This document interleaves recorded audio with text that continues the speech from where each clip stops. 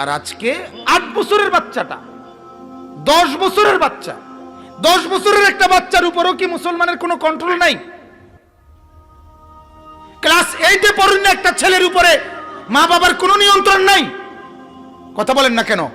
তাহলে ওই ছেলেটাকে একটাবার বলে না কেন যে তুই নামাজ পড়বি কোন দিন?